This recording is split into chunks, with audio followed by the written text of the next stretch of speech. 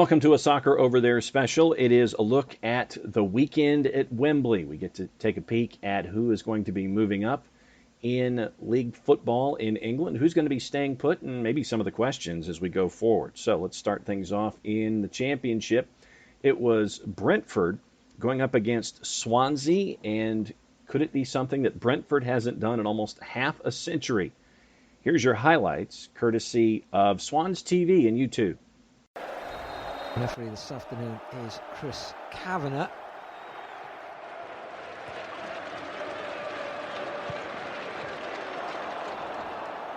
Oh, now there's a challenge, Freddie Woodman. It's a penalty. Can you believe that? Come on, Freddie. Come on, Fred. From the spot, Brentford early on. Oh, it's into the bottom corner. The keeper's gone the right way, but the precision of the shot takes it right in by the post.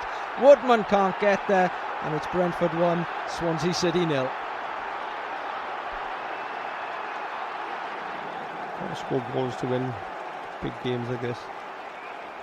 It's not a big run up, and he just places it. It wasn't as high as most would expect, but it goes to the right man. Andre Ayew. Down he goes, cleared away. Now then, Swansea have committed players forward and they've got to get players back. Grimes is sprinting through the middle. Can they hold him up long enough to get Swansea players back behind the ball? It's put out wide onto the left-hand side. It's looking a little bit better at the moment for Swansea, but there's a man spare on the far side. And Swansea City are now 2-0 down. Committed forward to try and get an equaliser. And the move broke down inside the Brentford penalty area, and the speed at which they turned it from one side of the field to the other was Swansea's undoing. It looked as though they'd got players back to cover those who'd raced forward in support of the Brentford attack, but there was one man spare coming forward at pace on the far side. They pick him out, and it's rifled into the net for Brentford 2, Swansea City 0. 2 minutes to go. Edge of the box. Cullen turns it on. Chance flag up. Cabango with the right boot across the face of the goal anyway. Offside.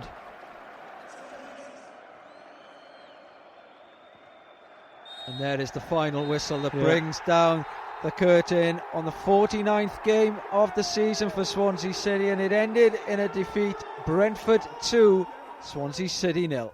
So for the first time in 47 years, Brentford moves up to the top flight. After the match, the folks from Brentford, their own selves, caught up with their head coach, Thomas Frank. Very, very emotional time for their head coach, who's been through so much in a very short period of time, finally getting the club to the Premier League.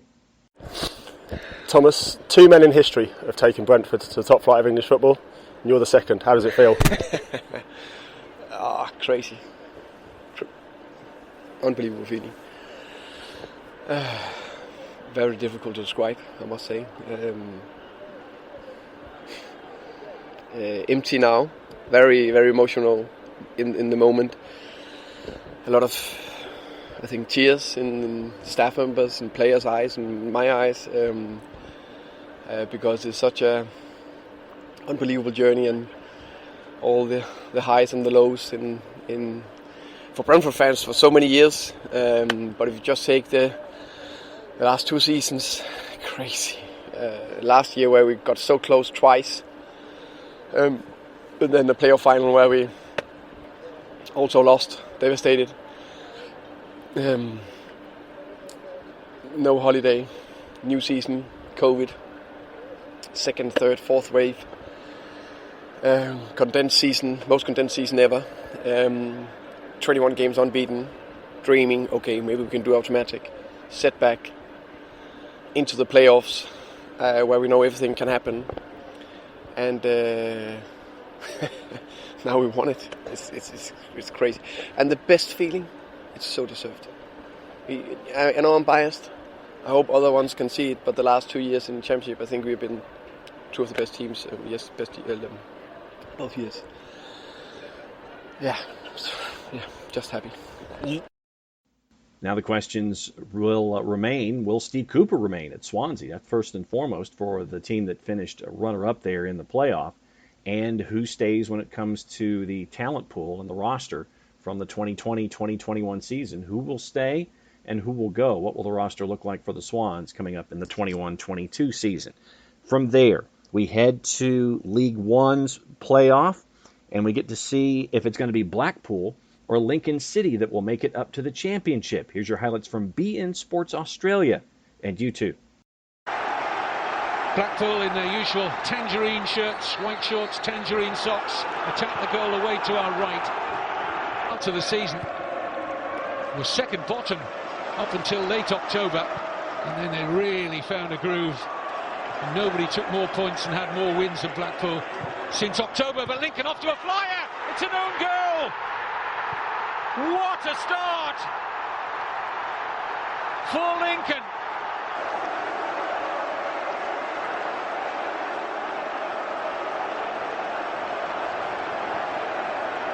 Well, it was inside 1 minute.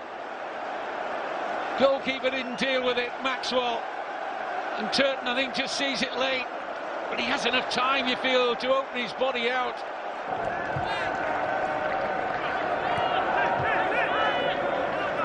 Grant, he's taking a risk there against Yates.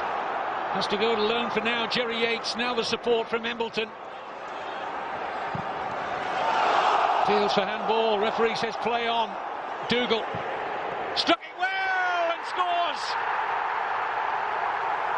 Kenny Dougal levels it up for Blackpool, and it all stemmed from that sloppy piece of possession from George Grant and his pocket pick by Jerry Yates. Look at Grant here, thinks he's got loads of time. Yates says no you haven't, picks his pocket. Was there a handball in here? Embleton involved. Did it strike his right arm? Lincoln wanted the free kick. Play on, said the referee, and Dougal found the shot past an unsighted goalkeeper in Alex Palmer. Goalkeeper gets a hand to it, but he can't keep it out. Dougal. Lincoln looking to strike straight back after being pegged back. Eden with a wild shot. Well, they nearly survived. Just spent one season amongst the elite. Now Yates looking for the turn, sets it up for Dougal!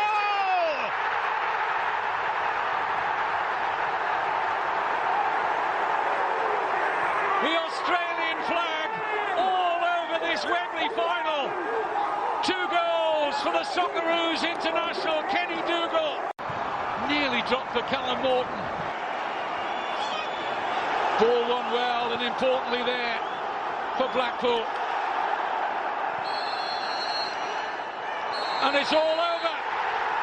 Neil Critchley and Blackpool victorious.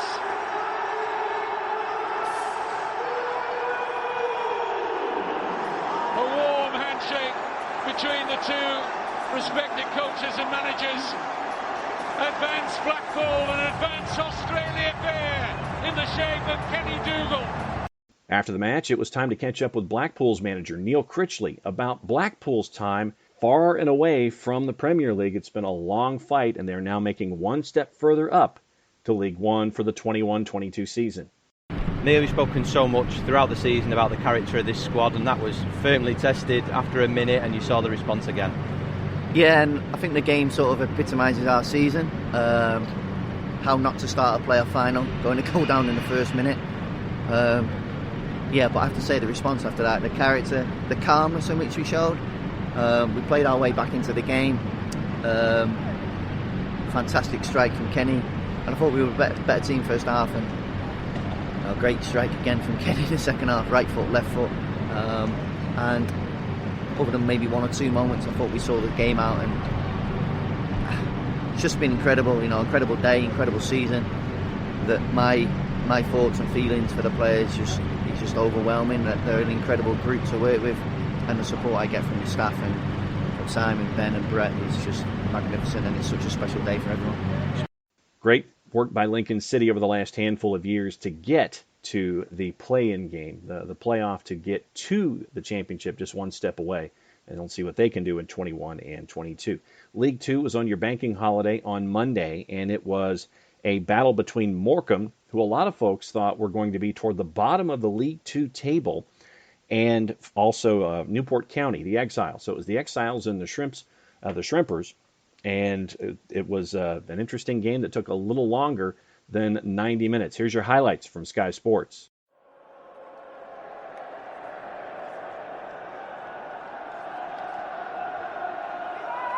In comes the throw. Leatheran's after it. He didn't get close to it in the end, and he was rather fortunate to see it bounce away. Well, I think they're claiming for a penalty of some form. You've got to admit Bennett's there first, and Leatheran definitely comes out fist height, punches him straight in the face. They've got an immediate case. It's a penalty. Here's Bennett. Found a bit of room and went for goal too, and was not far away. No doubt that Carl Leatheran was deceived by the deflection. I just thought he was going to bounce past him. Very, very fortunate. Finds room for the cross. Finds room for Sheehan. He's more than happy to just drift into space. That's a tasty effort, and it had to be turned away by Leatheran. And it really is, because I feel it was just going in that bottom corner. They have put in the hard work in the game, and they very nearly got the reward. And it was Ellison who was hovering, Labadie as well. How on earth that ends up over the bar is beyond me.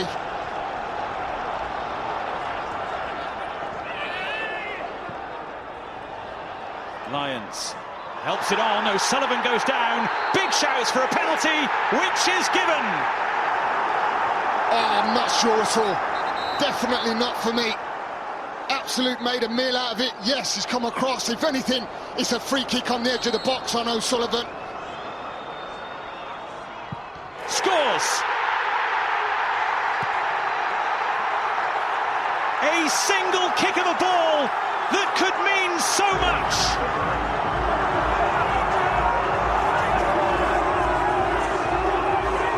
They were written off before a ball was kicked this term, but they are riding high come the season's end.